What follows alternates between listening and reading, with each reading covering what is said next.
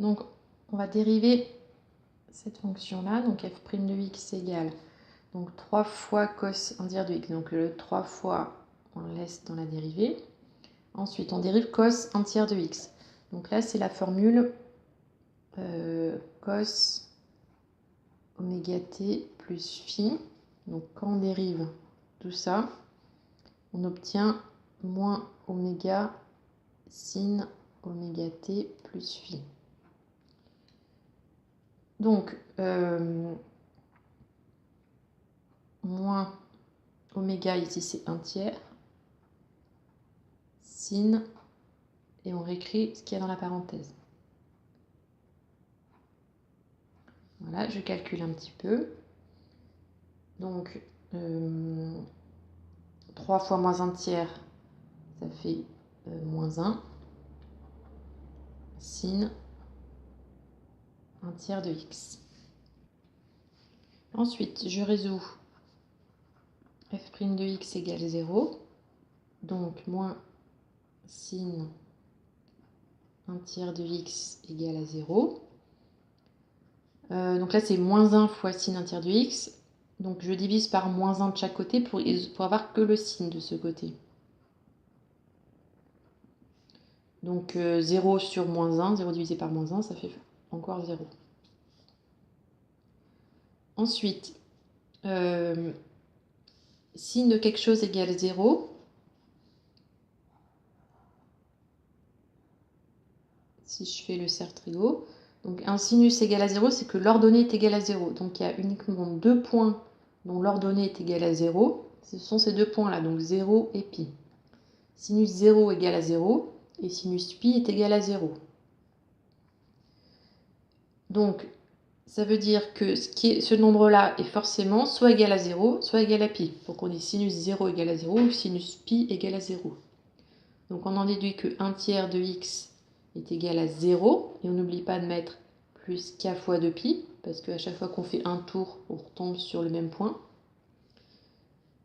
Ou 1 tiers de x est égal à pi, 0 ou pi. Donc 0 ou pi plus k fois 2pi.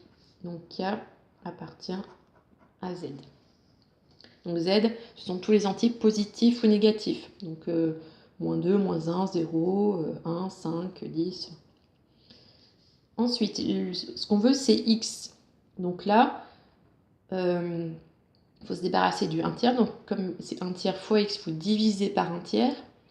Et diviser par 1 tiers, ça revient à multiplier par 3. Donc je multiplie par 3 ici. Donc 3 fois 0, ça fait toujours 0. Plus, et là je multiplie par 3. Moi je vais multiplier le k, je vais le laisser devant. Et je vais multiplier ça par 3. Donc 2 fois 3, 6. Donc ça fait 6pi.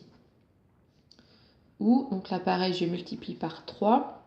Donc 3pi plus k fois 6pi. Donc il faut bien multiplier l'ensemble par 3. Donc ça par 3 et ça par 3. Donc là on a les solutions. Donc toujours k appartient à z. Donc là on a les solutions dans R. Ça veut dire que on peut remplacer k par n'importe quel entier, positif ou négatif. On aura une solution. Donc par exemple si k est égal à 2, ça fait 0 plus 2 fois 6pi, donc 12pi est une solution. Ici, par exemple, si k est égal à moins 1, ça fait 3pi moins 6pi, donc ça fait moins 3pi, donc moins 3pi est une solution. Voilà, donc il y en a une infinité, parce que k, on peut prendre toutes les valeurs entières. Donc, ce qu'on va chercher, c'est les solutions, mais dans l'intervalle in qui nous avait donné. Donc là, c'était sur 0, 3pi. Donc dans 0, 3pi, les solutions sont...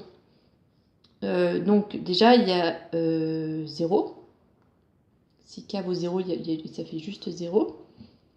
Après, si k vaut 1, ça fait 0 plus 1 fois 6pi. Donc le prochain, c'est 6pi. La prochaine solution, c'est 6pi. La solution d'après, il faudra encore ajouter 6pi. Ça fera 2 fois 6pi, ça fera 12pi. Donc là, les solutions ici, il ne faut pas le marquer, ça c'est juste pour donner une indication.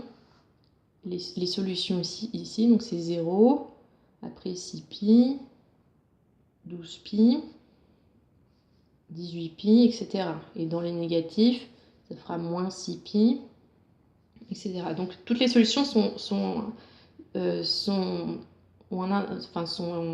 éloignées de 6pi. On rajoute 6pi pour trouver la solution d'après. Donc 0, 6pi, 12pi, 18pi, etc. Parce que c'est k fois 6pi. Donc dans l'intervalle 0, 3pi, ben, il n'y a que 0 qui convient pour cette solution-là. Après cette solution-là, donc il y a 3pi. Et c'est pareil, la suivante, elle est 6pi plus loin. Donc la suivante, ce sera 9pi. La suivante, c'est encore 6pi plus loin, donc 15pi, etc. Et avant, elle était 6pi avant, donc moins 3pi, etc. Et avant, encore moins 6pi avant, donc moins 9pi. Donc ça, c'est dans R, si on lit toutes les solutions possibles. Donc là, j'en ai marqué que quelques-unes. Mais nous, ce qui nous intéresse, c'est uniquement dans 0, 3pi. Donc dans 0, 3pi, il y a uniquement 3pi. Donc là, entre celle-là et celle-là, on a marqué toutes les solutions qui étaient dans 0, 3pi. Donc au final, il n'y en a que 2. 0 et 3pi.